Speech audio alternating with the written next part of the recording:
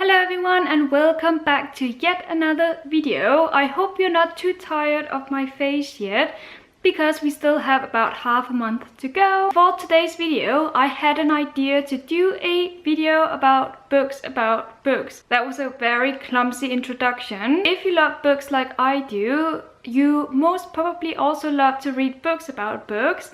I know I do, and for that reason I have collected some books from my shelves that I have read, also some that I haven't read, but what they all have in common is that they are all about books in some way, and for that reason they are magical to read because they make you happy to read. That's at least how I feel when I read them. Also, I have a feeling that I'm going to say the word books a lot in this video, so be prepared.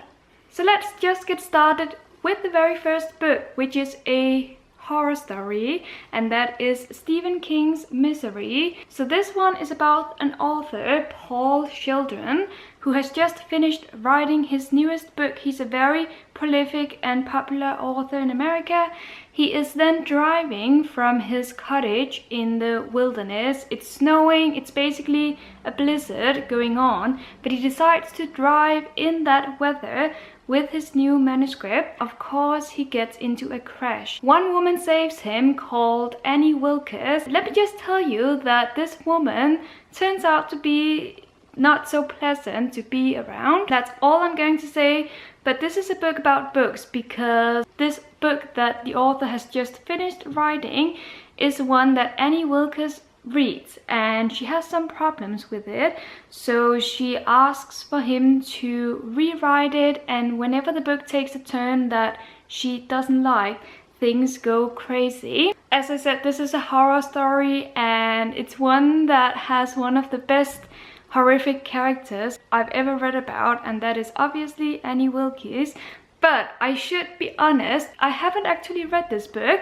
I watched the movie some months ago and fell in love with it. So I got the book, and I'm pretty sure it follows the same storyline as the movie, which is the one I just told you about. And I am interested to read it and get even more familiar with Annie Wilkes, even though I am apprehensive about that as well. Next book about books is a book that I haven't read yet, and that is Newcrop Street by George Gissing, a classic. And the reason why I selected this one for this video is because it's about a publisher that goes through some money troubles. And that's all I know, but I like this world and this setting of being in a publisher set in Victorian London. It's also a book about bookshops and just loving books. At least that's what I get from the synopsis.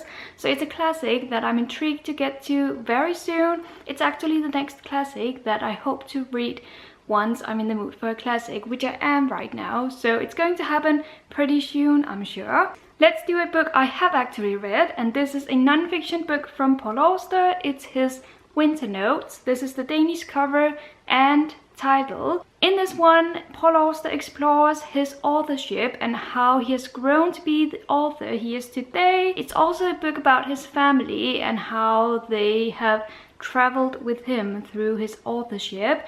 So it's a memoir about his life, but also about his craft. It's been many years since I read this one, but I remember it because it was intricate and it gave me a feeling of what it's like to be inside Paul Auster's head, and I really like that. And let's get back to fiction. Here we have The Storied Life of A.J. Fikri by Gabrielle Sevin, a very popular book that I think a lot of people have either heard about or even read, because this is a book about a bookshop owner who one day finds a young girl alone in his bookshop. It turns out that she has been abandoned in that bookshop, and he's the one who is to take care of her, at least for the time being. So when you read this book, you are surrounded by books, and you feel the love for novels and everything that's got to do with fiction, non-fiction, and just books in general. It's also a very heartwarming story about the relationship between these two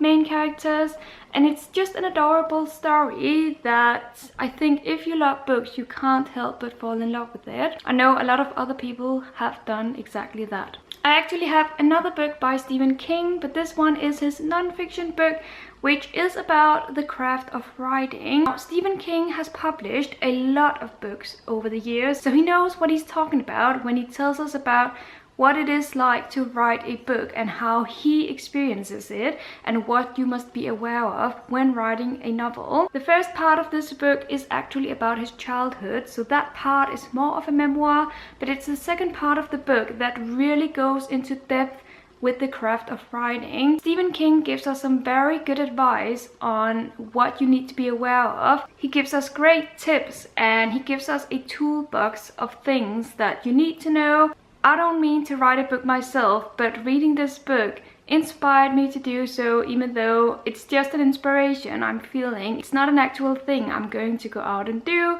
but it's that good of a book, and I found the advice to be really interesting, and it's advice that I can take with me and use in my reading whenever I read books now. And I'm not saying that Stephen King knows everything about writing, so this is obviously just from his perspective, but I do think that he has something to say about this career of his and how he experiences writing books. Let's stay in the genre of non-fiction, because here I have two petite non-fiction books about weird things that customers say in bookshops. This is the first book, and here we have more weird things that customers say in bookshops.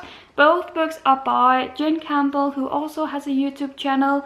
I haven't read them yet, but I'm saving them for a time in which I'm in the mood for a quick, hilarious read that will make me roll my eyes but also put a smile on my face. I have only heard excellent things about these books, so they had to be on this list because they are about books, and I think that you might be able to relate to some of these quotes that you hear from customers in bookshops. Next I have this book, which has also been turned into a lovely movie. It's The Help by Catherine Stockett. This is the Danish cover with an English title. Don't ask me why. Nevertheless, this is a book about books because it is about America in the 1960s, and it's about the conditions of Black people and what they have to suffer, how they lived, how they worked, how they were looked upon. This is a book about that. It's also about our main character called Skeeter, who is an aspiring author, and in this book she decides to write her own novel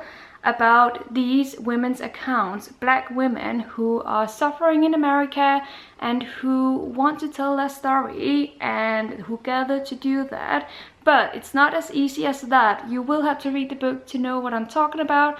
I'm not going to give it away, but it's a very tense and suspenseful novel that will break your heart but also keep you at the edge of your seat, because you know that this mission of Skeeter's is so important. I read this book many years ago, but I watched the movie several times already and I loved both. But I do recommend that you read the book first before watching the movie, because I just think that's the best way to go. The last book is a book that you might have guessed. I mean, I couldn't do this video without including this favorite of mine, and that is obviously The Diary of a Bookseller by Shawn Bythell. I have already mentioned this book several times in my videos, but I had to include it on this list because it is a book about books, and it's a book that captivated me, and it's one that I wish I could read again for the first time. I want to be back in this world of a bookseller who tells us very honestly about what it is like to be a bookseller,